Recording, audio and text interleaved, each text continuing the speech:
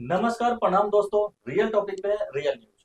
तो दोस्तों, देश में दिया कोरोना ने दस्तक। जी हाँ दोस्तों, कोरोना फिर से आ गया।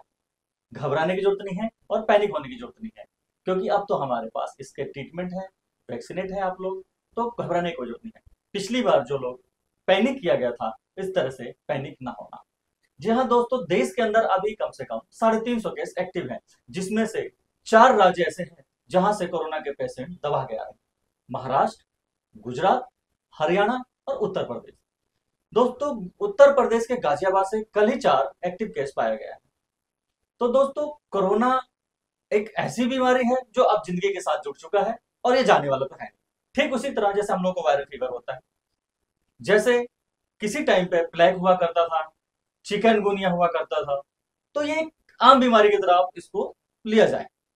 पैनिक होने की कोई जरूरत नहीं है। कोरोना फिर से आ गया है और इस पे हमारे हॉस्पिटल वाले, बड़े बड़े जो डॉक्टर, रिसर्च वाले हैं, लगे हुए हैं। तो ज्यादा पैनिक होने की जरूरत नहीं है। तो देश में दिया कोरोना ने दस्तक। कोरोना फिर से आ गया। एक न्यूज और है आपके लिए कि महत्वपूर्ण न्यूज ये है कि यही छत्तीसगढ़ में एक नक्सली हमले में हमारे जवानों के संग मुठभेड़ होता है। जी हाँ दोस्तों, सीआरपीएफ के जवानों से मुठभेड़ होता है, जिसमें 27 आतंकवादी जो नक्सली थे उनको मार गिराया जाता है। उसमें एक उनका मुखिया जो होता है, 1 करोड़ का इनामी मुखिया था उनका। 1 करोड़ का इनाम था इस बदमाश पे, इस नक्सली पे। तो दोस्तों, सीआरपीएफ के लिए एक बहुत बड़ी कामयाबी रही है, हमारे देश के लिए बहुत बड़ी कामयाबी रही है, हमारे राज्य के लिए बहुत बड़ी कामयाबी रही है और सीआरपीएफ के लिए बहुत बड़ी कामयाबी रही है जो नक्सलियों पे हावी हुई हमारी सरकार।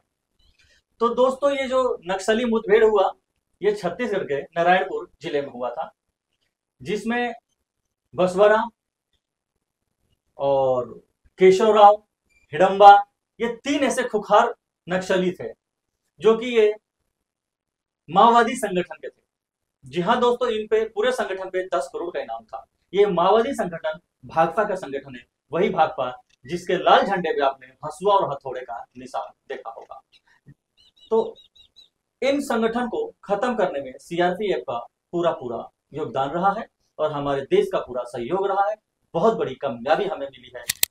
तो दोस्तों, एक न्यूज हमारे बिहार के पटना से है कि हमारे डिजिटल मीडिया के यूट्यूबर जो है मनीष कश्यप जी, किसी लड़की की पैरवी लेके पटना हॉस्पिटल में जाते हैं उसके इलाज के लिए।